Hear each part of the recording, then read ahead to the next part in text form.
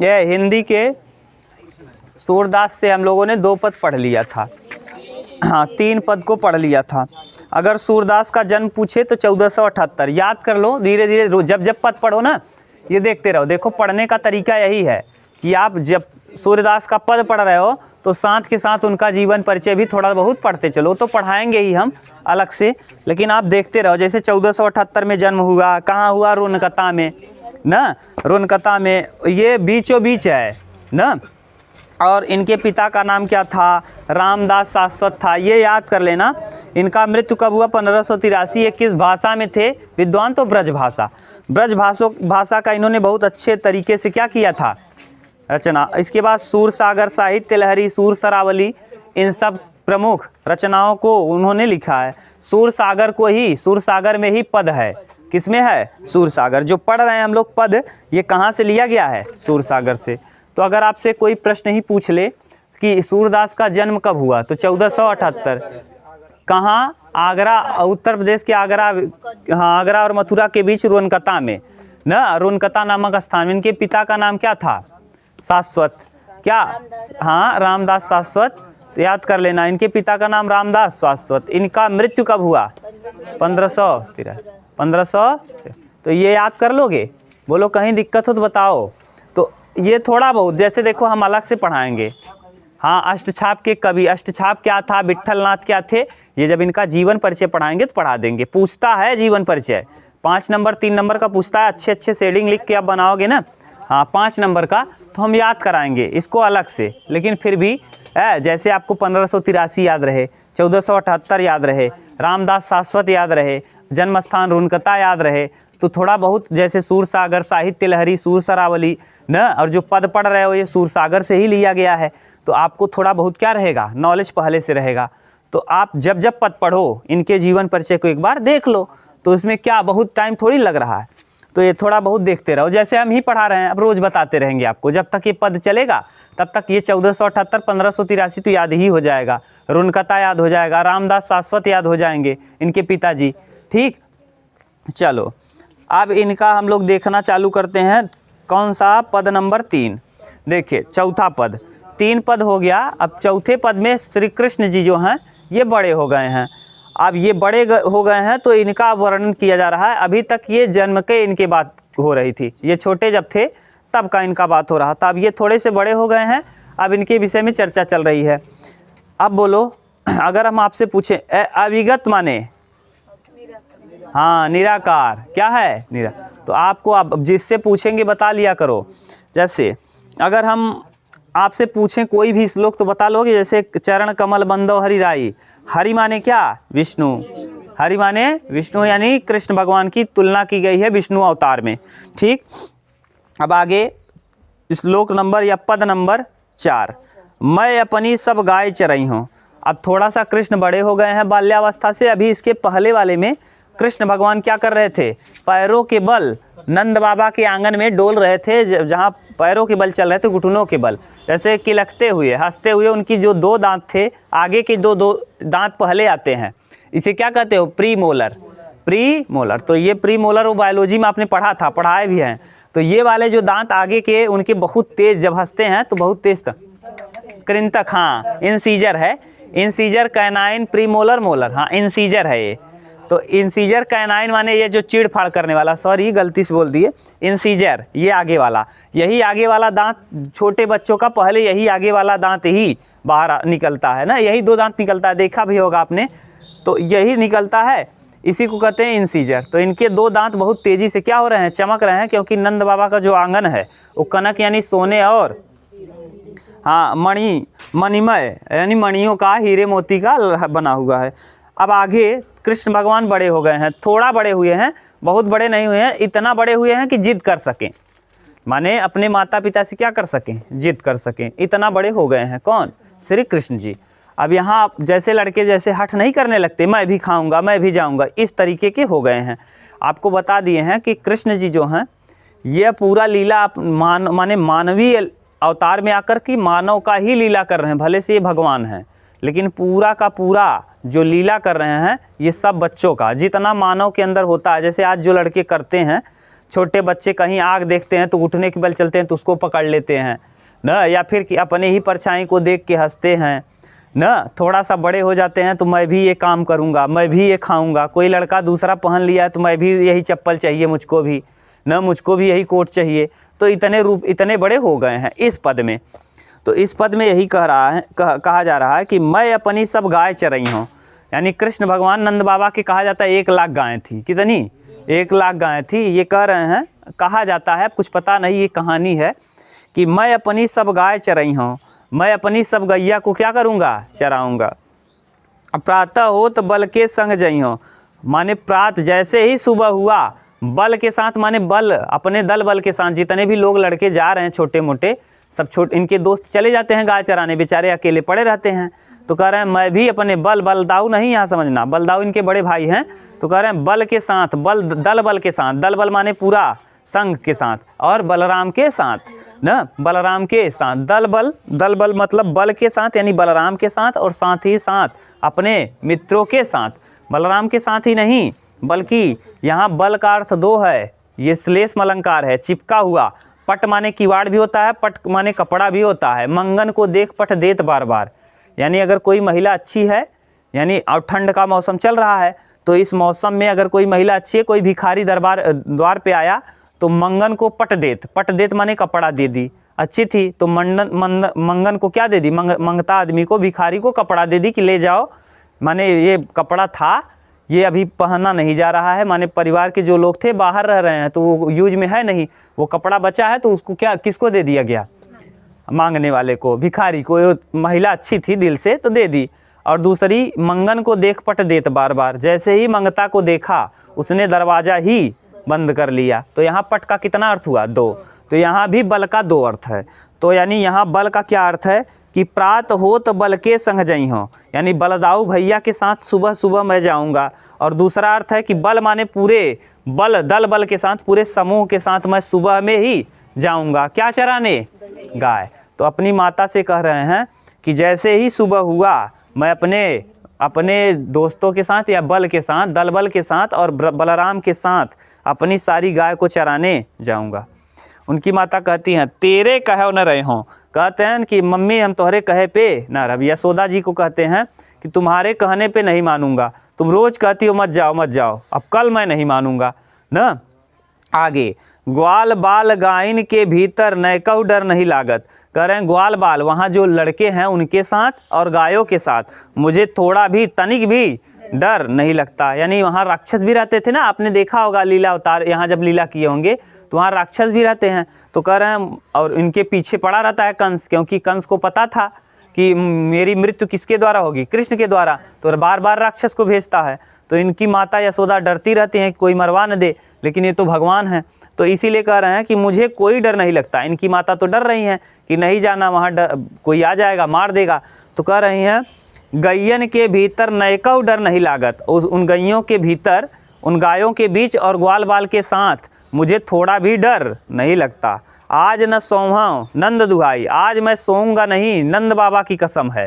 नंद बाबा यानी पिता की कसम है। आज मैं पापा की कसम खा के कहता हूँ सोऊंगा नहीं। तुम सुला देती हो और सुबह सब लोग लेके निकल जाते हैं पशु को चराने, और मैं सोया रहता हूँ। जब सुबह उठता हूँ तो सबके सब कहाँ चले जाते हैं? चराने। तो मैं बचता हूँ अकेले। तो यही कह रहे हैं, नंद बाबा की दुहाई है, आज मैं रात भर नहीं सोऊंगा। जैसे तुम सुला के सुबह सब चले जाते हैं तब उठाती हो, नहीं सोऊंगा, देखा जाएगा जो होगा ना। कृष्ण भगवान का देखो छल कर, माने क्या कर रहे हैं? हट कर रहे हैं, जिद कर रहे हैं। रैनी रहेगो जागत, रैनी माने रात भर, रैनी माने रात, रैनी रहेगो जागत ब्रज भाषा है। पूरा रात भर मैं क्या करता रहूँगा? जागता रहूँगा, पूरा रात भर मैं जागता रहूँगा। और ग्वाल सब गाय चराई हो, सभी जितने भी ग्वाल बाल हैं सब क्या चराएंगे? गाय चराएंगे। मैं घर बैठा रही हूँ और मैं घर पे बैठा रहूँगा, ऐसा सोच रही हो? नहीं, आज मैं जाऊँगा, चाहे जो हो जाए। सूर्य श्याम तुम सोए रहे हो। अब सूरदास जी कह रहे हैं कि तुम चाहती हो, सूरदास जी कह रहे हैं कि प्रभु जी कहते हैं अपनी माता से कि सूर्य श्याम तुम, श्याम माने काले या कृष्ण, सूर्य श्याम तुम सोए रहे हो। अब कह रहे हैं तुम सोच रहे हो कि अब ये सो जाएं और उसके बाद प्रातः जान न दें हो, और इतनी टाइम सो जाएं तो सुबेर हो तो सब चला जाए तब उठावा। और प्रातः माने सुबह सुबह मुझको जाने नहीं दो। तो इस श्लोक में क्या था, कृष्ण भगवान हठ कर रहे हैं, अपनी माता से थोड़ी बड़े हो गए हैं, कह रहे हैं कि मैं ग्वाल बाल के साथ अब कल से क्या चराने जाऊंगा, गाय चराने जाऊंगा। और कह रहे हैं कि अब आप मुझको बहाना बना के सुला देती हो, कहती हो सुबह उठा दूंगी जाने के लिए, जाना गाय चरा लेना, लेकिन कह रहे हैं कि रोज़ कहती हो और उठाती नहीं हो, आज पूरी रात भर सोएंगे ही नहीं, देखा जाएगा, आज सोबे नहीं करब, जा आप सुबेरे न। तो कह रहे नहीं, सो जाओ, सुबह उठाऊंगी, प्रातः जैसे ही सुबह हुआ मैं क्या करूंगा, आपको उठा दूंगा। तो कह रहे नहीं, हम सोएंगे ही नहीं न, एकदम हट कर लिए हैं कृष्ण जी। ये इस कहानी में था, इस श्लोक में। अगला श्लोक देखिए, अब आगे मैया इनकी अब रात भर जाग गए हैं, तो मैया हो न चरइहो गैया, यानी एक बार अब इसमें तो कुछ श्लोक छोड़ दिया गया है, गाय चराने वाला दृश्य क्या कर दिया गया है, छोड़ दिया गया है। जो अब गाय बीच वाला जो स्टेप है उसको गायब कर दिए हैं, अब वहाँ वाला स्टेप नहीं लिखे हैं, अब आगे वाला लिख रहे हैं कि जब गाय चरा के कृष्ण भगवान कहाँ आते हैं, अब रात भर जगे, सुबह गए गाय चराने और गाय चरा के वापस आए हैं। अब देखो इस श्लोक में क्या है कहानी, मैया हो न चरइहो गैया, अब कह रहे हैं मैया अब मैं गाय चराने नहीं जाऊंगा, मैया मैं गाय चराने नहीं जाऊंगा। और सिगरे ग्वाल गिरावत मोसो, सभी जितने भी लड़के हैं सब बड़े बड़े हैं और मैं छोटा हूँ। तो जैसे आप लोगों ने कभी गाय पशु चराया होगा, छोटे हम लोग तो चराए हैं, तो जो छोटे लड़के जो रहते थे ना, बड़े लोग कहते थे जाओ उधर से बहोर द, जा उधर से हाक लिया, तो जितना गोरू रहें सब क्या गुछवावें के वही लड़किया से बेचारे से अपना से आम तोड़ें। वे लोग जो थे बड़े लोग क्या करते थे, आम तोड़ते थे, और जो छोटा लड़का होता था उसको कहते थे गाय हाक लाओ, और जब नहीं हाकने जाओ ना तो कहते थे अब छोटे हो तो उतना दिमाग काम नहीं करेगा, तो कहते थे अपना गाय अपना क्या कर लो, अलग कर लो। अब अलग करके चरा पाओगे, अब पशु तो एक साथ चरेंगे, उनके पास कितना दिमाग है पशुओं के पास, अपना कह रहे थे अलग कर लो, तो आदमी को डर लगने लगता था, कहाँ चराओगे अकेले। अब लड़के हो, छोटे लड़के हो, और आपको कोई कहे कोई दूर लेके गए हैं जहाँ आपको पता भी नहीं इतना दूर पशु चराने, उसका एरिया भी नहीं पता, अब आपको कह रहे हैं अपना गाय अलग कर लो, तो आपको या रोना आ जाएगा, या तो पूरा सबको क्या करो, हाँ को बहोरो। तो यानी ये क्या कर रहे हैं, पूरा का पूरा गाय को बहोर रहे हैं न, चारों तरफ से एक तरफ अगोच रहे हैं। कह रहे हैं सिगरे ग्वाल घिरावत मोसो, जितने भी ग्वाल के लड़के हैं सब के सब मुझसे क्या करते हैं, गाय को अगोछवाते हैं कि जाओ इधर से अगोछ लाओ, जाओ उधर से अगोछ लाओ न। आगे मेरे पाँव पिरई हैं और मेरे पैर दर्द करने लगते हैं, इतना गिराते हैं कि मेरा पैर क्या होता है, दर्द करने लगता है। जौ न पत्याहूँ पूछ बलदाहूँ, अगर तोहके विश्वास न हो तो कैसे पूछ ल, बलदाऊ भैया से पूछ ल न। ज्यो न पत्याहूँ पूछ बलदाहूँ, अपनी सौह दिलाई, आपन सौगंध दिलाई पूछू, न बलदाऊ झूठ बोल दे ही न, काहे कि बलदाऊ उनकर से एनहू मुहिम हा रहन हकवावे वाले में, एनहू कहा तो यहाँ जो हक के लिया देखत है रोज हमसे चराए, जा अगोछा ना निकाल ला अपन गाय न। तो यही ये बलदाऊ से आप अपना सौगंध दिला के पूछना, वैसे मत पूछना। यह सुनी माई जसोदा ग्वालिन गाली देत दिसाई, अब यह सुन करके जसोदा माता गाली दे करके रिस करके ग्वालिन माने जितनी भी ग्वाले के लड़के थे उनको गालियां दे देकर संबोधित कर रहे हैं, यानी कह रहे हैं कि मेरे लड़के को ये लड़के आपके घुमा रहे हैं, माने जितनी भी अगल बगल की महिलाएं थी जिनके लड़के गए थे चराने, अब उन सब को खिसिया गई हैं और उन लोगों को क्या दे रही हैं, गाली, कि हमारे लड़किया के, हमारा लड़किया बेचारा जात है तो तहार से इनका लड़किया इतना दुष्ट है कि कुल हमारे लड़के से क्या करथिन, अगो छुआवथिन अपना से डाँड़े बैठा रहथिन। अरे डाँड़े मतलब जहाँ चराने गए मेड़ पे बैठा रहथिन, अब हमारे लड़किया से हकवावथिन, ये जाए कि गरियावत हैं, खिसिया गए हैं। मैं पठवती अपने लड़का को भेजती हूँ, आवे मन बहराई, और अपने मन को बहला ले, आनंद मिले, वहाँ खुश रहे, यहाँ अकेले बैठे बैठे बोर हो जाता है, अपना मन क्या कर ले, बहला आए, सबके साथ रहेगा, वहाँ खेलेगा भी लबेद फबेद, ठीक, हाँ अपना गोरू को गोश लेगा और उधर लबेद खेलेगा, अपना मन बहल जाएगा। लेकिन सब के सब इसको खिलाते नहीं, बल्कि क्या करते हैं, इससे पशुओं को हकवाते हैं ना अकेले। हाँ वे सूर श्याम मेरो अति बालक, और सूरदास जी कह रहे हैं कि माता श्याम जी को, कृष्ण जी को कहती हैं मेरा बहुत छोटा लड़का है, अति बालक, मारत ताई रिगाई, और इसको दौड़ा दौड़ा के क्या कर दे रही हैं, हाँ माने रिगाई माने थका दे रही हैं, रिगाई। अब ये हो गया। अब यहाँ तक जो था कृष्ण का, अभी पहले वाले श्लोक में कृष्ण जी कहाँ गए हैं, गाय को चराने, अभी हट कर रहे थे कि मैया अब हम जाब गाय चरावे, रात भर हम सोब न जाब जरूर। अब जब गयन गाय चरावे तो कुल इन्हीं से क्या करें, अगर छुआन पूरा गाय को क्या करिए, गाय को इन्हीं को बहुरवा दिए। अब ये हाँ, अब ज़्यादा भाषा हिंदी वाला हो जाता ना गांव का, तो यानी बार बार इन्हीं को कह रहे हैं जाओ यहाँ से आक लाओ, वहाँ से अगोछ लाओ। तो इस तरीके से ये काम करते करते क्या हो गए हैं, थक गए। तो दूसरे दिन अब आ गए हैं वहाँ से, तो कह रहे हैं अब मैया मैं न चरइयों गैया, अब मैं चराने गाय को नहीं जाऊँगा, क्योंकि जितने भी लोग हैं सब के सब बैठे रहते हैं और हमसे ही कहते हैं क्या करो, गाय को हाक लाओ। ये था, समझ गए दोनों श्लोक में। तीसरे श्लोक में सखी रे मुरली लीजो चोरी। अब यहाँ से देखिए कृष्ण भगवान बड़े हो गए हैं। अब कृष्ण भगवान इतने बड़े हो गए हैं कि स्मार्ट दिखने लगे हैं, 15-16 साल के हो गए हैं, अब हाँ किशोरावस्था में आ गए हैं। अब ये कहानी है इनकी मुरली वाली, मुरली यानी बांसुरी की।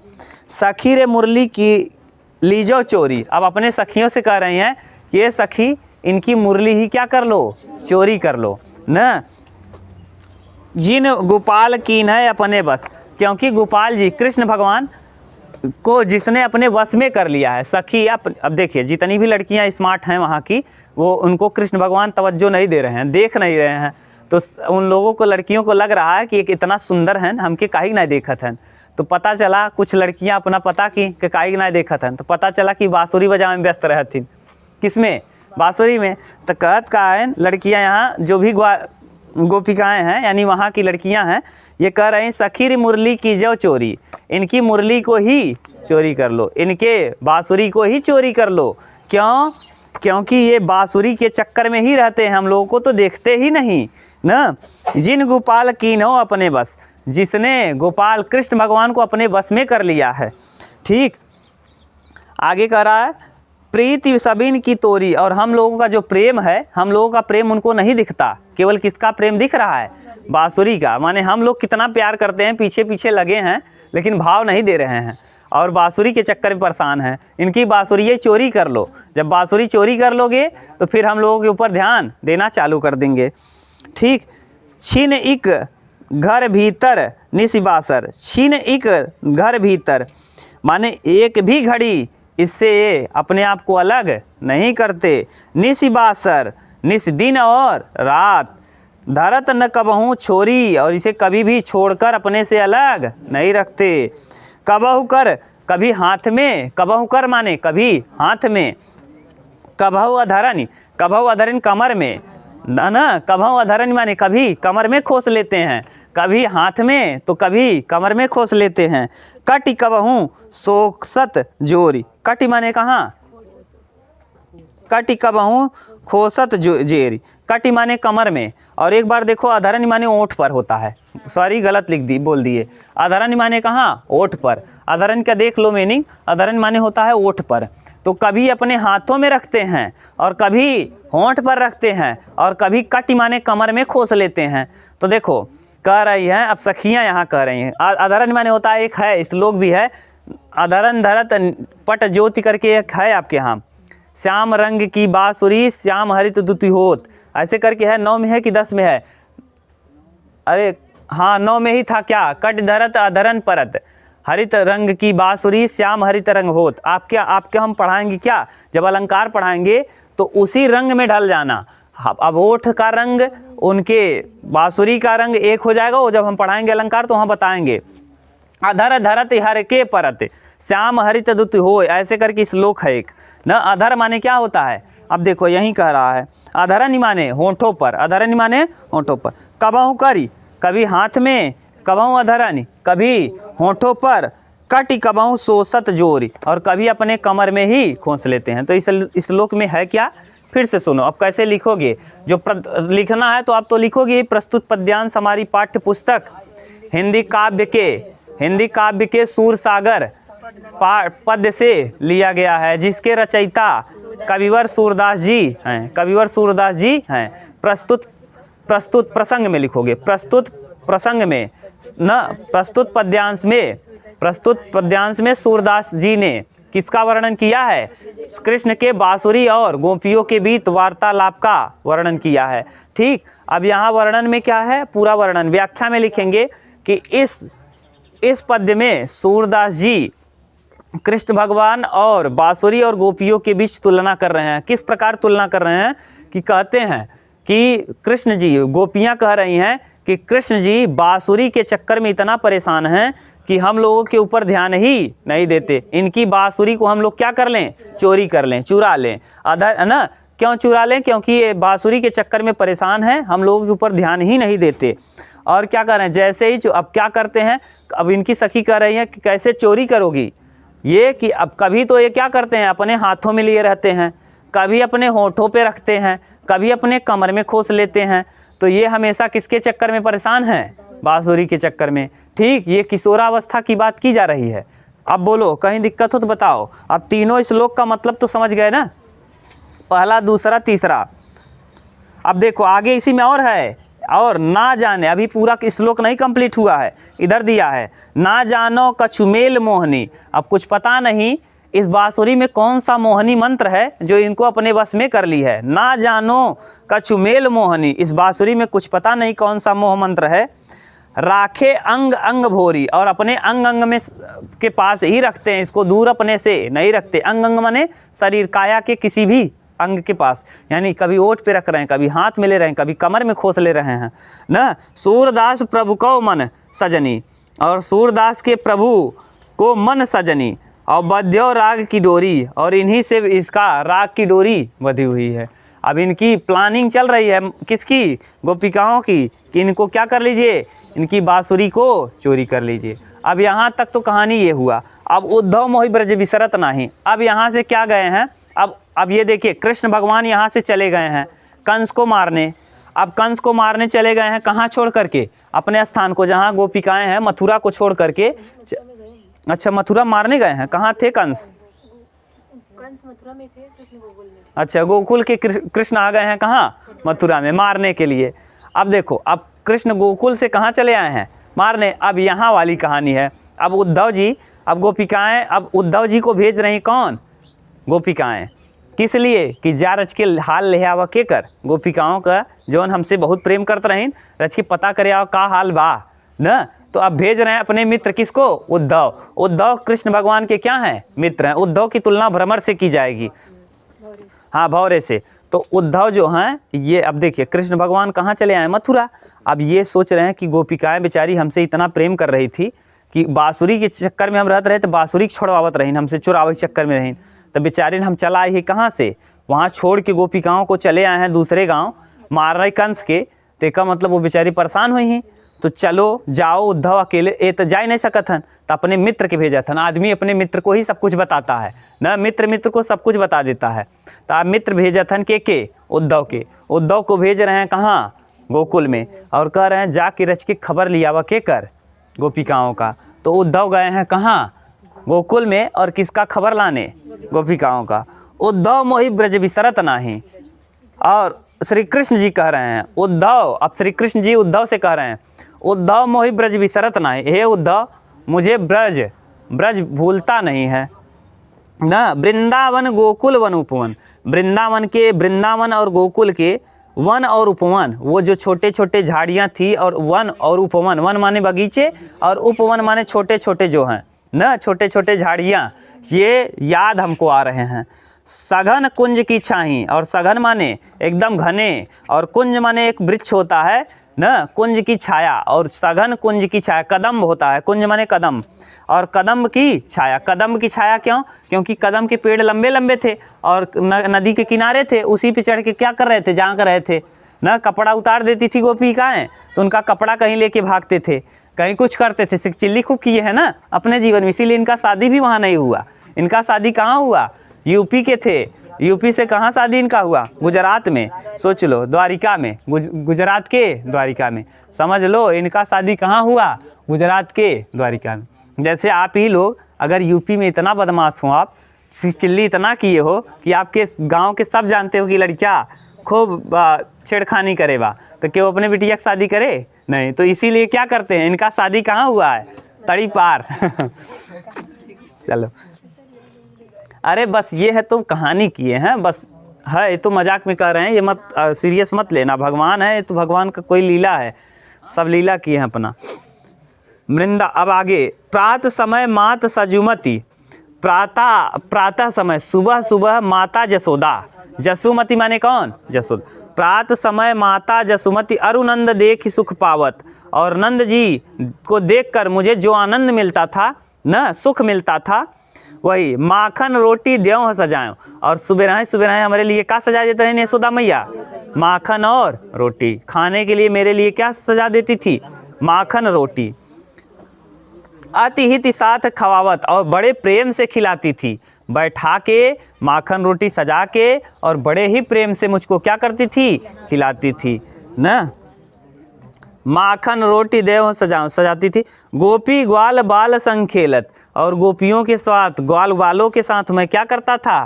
खेलता था। उद्धव से कहता नहीं, आज हमें बहुत याद आवता न। कहाँ का? गोकुल का न, गोकुल का।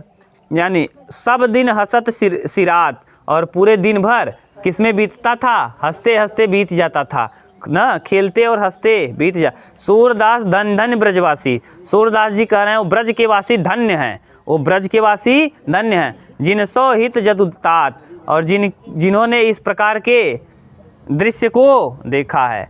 जिन सो हित जतुतात न, जिन्होंने इस प्रकार के दृश्यों को क्या किया है? देखा है। जतुतात माने देखो दिया, हाँ, श्री कृष्ण। जिन्होंने श्री कृष्ण के इन दृश्यों को देखा है, माने वो ब्रज के वासी धन्य हैं जो श्री कृष्ण के इन दृश्यों को देखे हैं। और ये ठीक, अब ये अभी तक बात कर रहे थे किसके विषय में?